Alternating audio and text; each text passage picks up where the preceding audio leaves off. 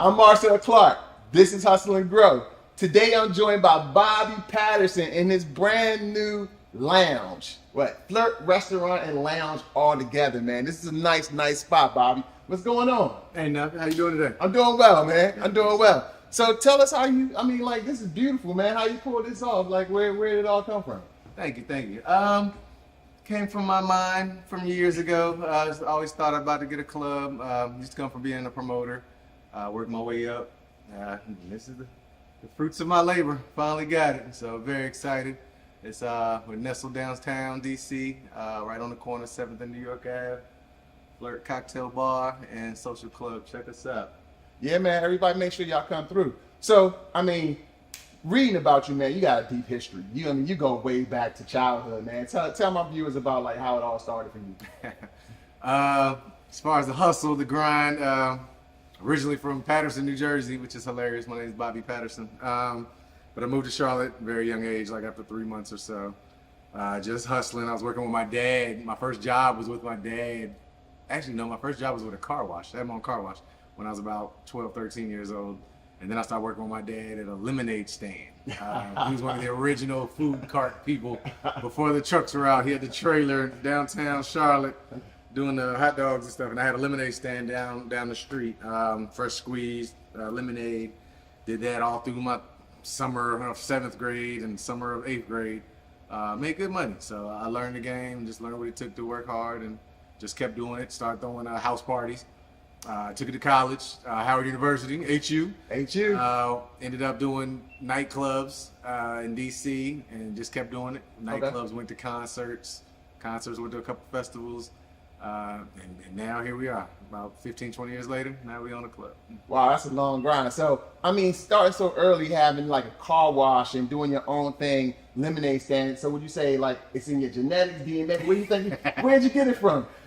I got it from my dad telling me, get up and do something. Go to school, get a job. Hey, dads matter. Yeah, you got to get that money. So if you really want that stuff, you got to earn it. You know, parents are there to help back you up, but they're not going to always lead the way. So sometimes you got to show some initiative and get out and hustle. So I think I got it back then. You heard it. A lot of times you guys hearing it from all my guests, man. It's somewhere in those genetics too, right? Where we just kind of go, hey, you got to get out there and make the money. And you about to learn, Bobby does a whole lot of things, right? So coming up in the game and you decide to turn to like doing parties. Like how did that come together? HU, that's historic right there. So like how'd you even get in the game? Like what was your starting point there? Honestly, I was actually doing parties in high school. Okay. I lived in apartments all over the city, and I remember renting out the clubhouse for a party. And then my senior year, I did a graduation party. We used to do skip parties. We skipped school senior year. When I got to college, though, I remember I did my first birthday party. It was called Bobby's Birthday Booty Bash. We didn't even know how to make flyers or anything. I had a guy who was studying art. That was his major. He literally drew the flyer up for me, and then we went to Kinko's back then. It was called Kinko's, and made copies of the flyers and was out of construction paper. Wow. And we were handing them out on campus. And after that, I just saw the money that came in. I saw the excitement from people that came. Just everybody was just having a good time. And at the end of the night, I had more money than I started with. So to me, it was a win-win. So I just kept doing it. Ended up going from the house parties to the nightclubs. And then the rest was history. Okay. So like for a young kid out there now, because there's so many ways to try to touch, potential people to come to parties. Like, what would be like the top 2 things you would tell a kid right now that's trying to get in the game? Trying to get in the game. Know your audience. Know the numbers and know what you can and can't do. It's a money-making game, but there's a lot of business behind it. It's not just about telling people to come. You need to have the logistics set up. You need to have your DJ set up. You need to have the space set up. You need to know how many people you should invite, kind of be able to gauge your crowd. You need to have security. You just need to know a lot going into it, because you don't want to, just have too many people come and it turns into a push fest and it's overpacked and the police come and shut you down. Whether you're in a nightclub or a house party, if you're not following the guidelines, you'll get shut down. And you don't want to miss out on the money, because there's a lot of money to be made, but with any reward, there's risk. So you just want to factor it and weigh your options out and go for it. Well, I didn't know there's so many logistics involved. Definitely. Wow. I mean, so I guess, yeah. And then now how do people like, when you're trying to, push the party out there, what's the mediums now? 'Cause I know social media is probably like the biggest deal now. Is that just like it? Because I mean, like you said, you go from flyers and now, now no more flyers. It's just kind of like what? Just push it out there on social media, get that following, and then you try to get on? I mean, social media is huge out here. Just getting it out there, trying to go viral, spreading the word. It's really just about your network. So if you have a strong network of friends that are retweeted, that are reposted, that are, put it on their story and whatever, that's how you're going to really spread the word. I mean, you can't go but so far yourself. I learned that myself, just trying to do stuff on my own, being greedy at first, not wanting to share the wealth, but to really go far in the game, you got to have a team of people to do stuff. With anything. I mean, Yeah. look at even an actor in a movie. It's not just about him. It's about the makeup team. That might be 5 or 6 people. You might be his manager, his road manager. It might be the drivers, just stunt doubles. The director, the camera crew. Like, you don't realize how many people it takes to do one scene in a movie. Like, Right. It takes so many people. It just takes so much. And even further back than that, just having the permits and the permission for the city to even let you be there. Like, there's so much stuff that you have to do. Same as parties. You got to have a liquor license. You have to have permission from the city. Or if you're doing a nightclub, you have to have just different, guidelines, insurance that you want to make sure you have as a promoter. If anything were to happen, that you're not just sued for everything you got. You need to be protected. So it's just a lot. It's a lot more than just throwing parties. But once you got all that together, it's time to have the people come. Then yes, social media, that's everything. That's your front runner. It sounds like Bobby just broke down. You got to really have a good team. So you see, I mean, like he the man at the end of the day. He's taking on a lot of responsibility. But what he's telling y'all is he can't do it all by himself. And I mean, everything broken down, even to security. He's telling you have to cover all bases. If you reflect back on what he just said, he's like, listen. If in fact you have too many people, you can get shut down. I never even thought about that, right? I'm thinking about, can you just fill up the location? But he's like, you can get it wrong on the other side too and lose balance, and then basically fire department comes shut you down, show's over, right? So I think you should take that in consideration if you're trying to get into that part of the game.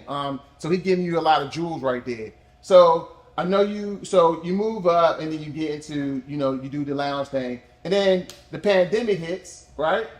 So, like, what did you do during the pandemic? How did that come about? Like, talk to us about that. Yeah, the pandemic was very interesting. So I just did a Rod Wave concert at the Fillmore like that Monday and did good with that. It was sold out.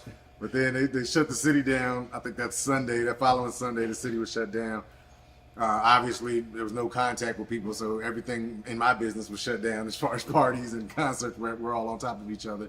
So I was just kind of stuck for a minute, but then I had to, get back on my grind. I had to figure this out because we didn't know how long the pandemic was going to go. And an idea came across TV where I saw people in Florida, in Miami. They weren't staying in the house during the pandemic like everyone was, told to do. They were out on their boats. So I was like, well, we don't have an ocean up here, but we have a river. I was like, I'm going to get a boat. I'm about to get in the boating business. Oh my God! So instead of the news stopping us from doing stuff, they're showing us how more people are going to come outside. So I got online, looked up where I could find some boats. Didn't know anything about boating. Didn't know anything about driving a boat. Nothing at all about boating. All I knew how to do was swim. So I knew how to swim. Ended up finding a boat out in Virginia, and I started a boat chartering business during the pandemic, and made a lot of money. What? Yeah. Hold on. Did you hear that pivot? Did you hear that pivot? My man is throwing parties. The pandemic comes and shuts it down, and all of us remember the pandemic. Shuts it down, and then he decides, okay, he paying attention to the TV. He's seeing what's working. He decides that he's gonna basically just go buy a boat and start his own boat company. Think about that for a minute. Remember, I always talk to y'all about being able to like pivot and make the best out of a bad situation. And that's what entrepreneurs have to do, right? Like always looking for or figuring out a way to work through any type of challenge or controversy that comes our way. It's just like instinctive. So he starts a boating company. It was profitable. Very profitable. I still have it to this day. He still has it today. What's the name of it? DMV Watersports. Yes, please go find DMV Watersports and put more money in Bobby's pocket. But yo, I mean that's incredible though. So you pivoted the boating thing, and it sounds like it's been a successful venture. You still have it, like so. Would you say, like, since you've been an entrepreneur, the pandemic has been like the biggest challenge you ever faced? I would say so. I mean, the pandemic was mentally it was harsh because you just didn't know what was going on, what was going to happen next. You didn't know how long it was going to take.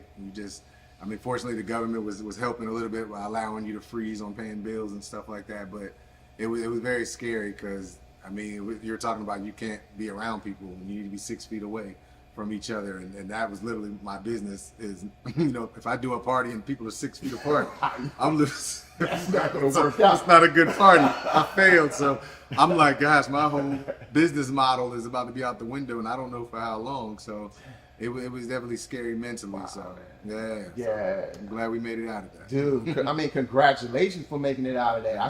That's what I'm trying to get across to people. That, like, I think out of everybody that I've interviewed, they all say the same thing about that moment in time, where they just kind of like, that was a time when they were really tested, because it's what you just touched on. I mean, it has to be scary when you have a business model that's built on people and then people go away. People don't understand like how that had to be incredibly challenging.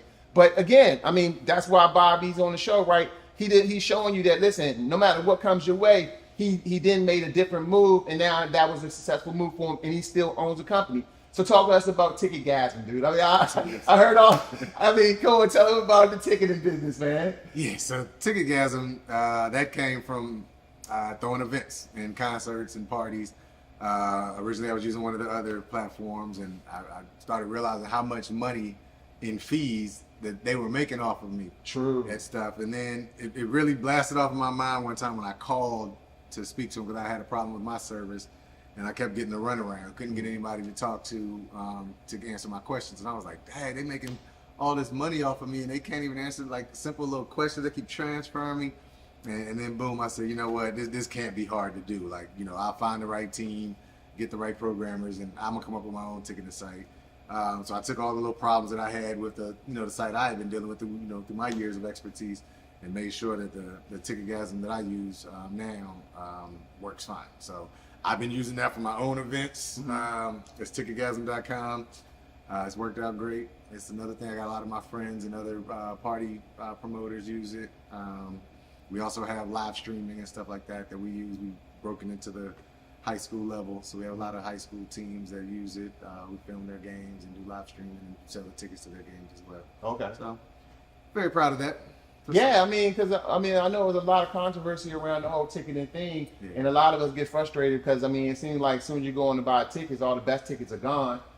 So third parties coming in and just buying tickets, and then they selling them back to you on these other platforms, and you kind of going, wow.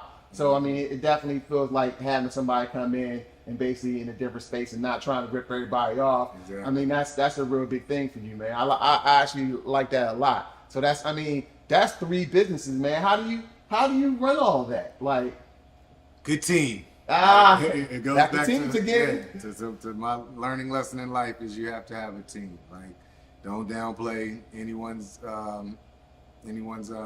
contributions to what you do. No one can do it by themselves. The biggest thing I would say that you can do is to know what you're good at and what you're not good at. So with me, it's as far as certain things in particulars, I'm not that great at. I'm good, like when it comes to throwing a party, I'm good at getting the people there. I'm good at getting the celebrity. I'm good at talking to the VIPs. I'm good at all of that. As far as calling downtown and getting a permit, or calling to make sure the barricades are out front, or making sure the bartender showed up on time. I'm not thinking about that logistical stuff. So that's that type of stuff I'd have to have a manager for, or an assistant that makes sure of that. So you definitely always want to know what you're good at and work around that. Like one of the people I do admire quietly is like a Magic Johnson. Magic Johnson said before, he's like, I'm not the smartest person in the room, but I hire the smartest people in the room. Yeah. And so that to me, I learned from that, and I'm like, always, don't try to take on everything like you know everything. I don't know how everything works. I don't know how a DJ spins music. I'm not gonna act like I do. Right. You know what I mean? I'm not gonna act like I know how to make a drink at the bar. I don't. You know what I mean? But I need the bartender from my parties, and I need the DJ to play music. Yeah. So you know what people you need, so you focus on that, and when it all comes together, teamwork makes the dream work.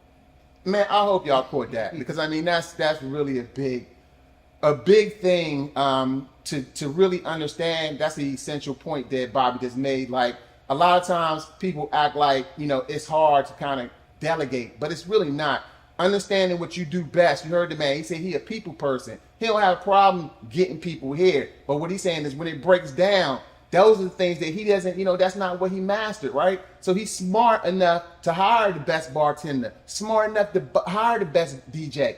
And you see what he's doing? He's basically putting together a beautiful puzzle, but he's not trying to do it up. He's not trying to jump back there and mix records. You know what I'm saying? So think about that. Like he's doing what he's doing in his lane, right? But he's saying learn to push out everything else to people that are good at what they do. And he's knocking out the park with Magic Johnson, because a lot of the most successful entrepreneurs, they will tell you that we just delegate some of the hardest stuff that we don't do well. You got to put it out there, man, because if you don't, and if you mess it up, it's on you anyway, right? But if you mess it up, then you know that's going to hurt your whole brand, your service, your product. So keep that in mind. So Bobby, now back to the lounge. This is a big deal. I know you were talking to me behind the scenes. You said this is going to be the first one where you just own outright. How you feel about that? Feel good. I mean, it's a little bit more pressure because, you know, before you always could blame something on someone else if something didn't go out right. You could say, oh, the owner did that, or, oh, you know, they did that, they messed up. But now, it's like when everybody comes to me for questions, it's like I got to have the answer. I have to look like I know what I'm talking about. So it's going to be fun. But it's also going to be great because I know, coming from being a promoter, what people want. I know what a promoter wants. I know, you know, what the people want when they come, the expectations, the service.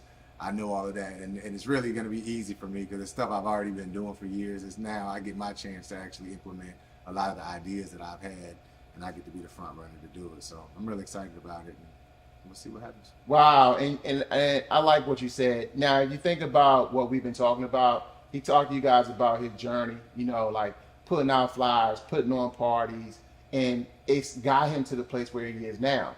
And the man is telling you that he's comfortable right now because he now knows the whole picture, right? He's been working behind the scenes so long, and he's now here where, you know, he knows what it takes to be successful. It's about him just putting it together. And remember what he had said too. He's moved up the ladder, and now he's at the top of the food chain, but still more pressure, right? Like if you can't deal with pressure, you can't get in the game. Because no matter how far you go and the more successful you are, the more pressure on you, right? So now he's going to be successful with this bar and lounge. I know it's going to be successful because, you know, he has the experience. Keep that in mind, man. Experience really does matter. And again, you heard me I told you in past episodes, always take your time out to get some type of mentorship in place, you know, because that helps you learn as you grow. So, I mean, I'm impressed, Bobby. So what's next for you, man? Got to ask that question. Winning the lottery is next. No. I don't know. I mean, hopefully this one will be a great success, which I believe it will be. I'll probably franchise it maybe. Nice. Open up a couple other ones myself in other cities. Ticketgasm, hopefully it'll blow up and I can just retire off of that and get some residual income coming in. And maybe with DMV Watersports, I can get a big 100-foot yacht and retire down in Miami. I don't know which one's going to pop off first, but we'll see. You know, we'll see. Yo, you just brought up something in closing, man. Like, do you think that's important to have multiple revenue streams? Absolutely. Why? COVID.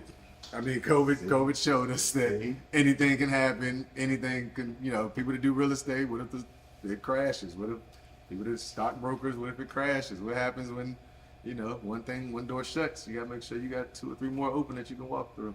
So, yeah, residual income is the best. Because as we get older, you know, we're going to be more laid back. I can't throw parties. I'm not going to be able to be here working 12, 13-hour shifts. I can do it now, but 10, 15 years from now, I'm not going to be able to do that. So if Ticketgasm pops off like I wanted to, that's residual income. I can just sit at home and make that money. If the boat business jumps off like I wanted to, I can have other people driving the boats. I can make money and just enjoy my family, stuff like that. You want to work hard now so you can relax later. So while you're young, while you got the energy, before you raise starting families, go hard as you can right now. Line it up for yourself, because you never know. Anything can happen, and you want to have money coming in from every different angle. Wow, man. I mean, I can't even say it better than that. And he just telling you, man, like, look. And I like how he lined up, like, he's doing this lounge thing, and he lined up Ticketgasm. You notice how they connect, right? He's just smart enough to know that, again, any day, anything can happen. And if one thing fails, at least he has streams coming from other avenues. And I know when you're younger, you know, you should focus on one thing at a time. But just remember, always be thinking about other things that you can do to add to, you know, your egg basket. So therefore, when things happen, you'll be okay. Some money might stop flowing, but there are other streams and you'll be okay. Again, that's from a general that's an entrepreneur. He's telling you this is how you win the game. Well, where's the lounge located, Bobby? Because I want everybody to come. Everybody come. It's downtown DC. It's right across from the convention center. The address is 1015 1/2 7th Street Northwest. It's right by the corner of New York Ave and 7th Street Northwest, downtown Washington, DC. Great location, man. And for everybody that want to follow you, they want to, you know, just get behind the movement. If you want to follow me for the lounge, it's at Let's Flirt DC. If you want to follow me personally, it's at I am Bobby P. You need to get a boat and charter it. You got DMV Watersports. And if you're a promoter and want to do some events, we got at Ticketgasm. All of those are on Instagram. Follow me. My man did that in one take. One take. Hey, listen, man, Bobby. Thank you for having me out, family. Thank you. Hey, look, y'all know this is Marcel Clark. We know this is Hustle and Grow. Hit that subscribe button, man, because I want to make sure we do 1,000 shows, all right?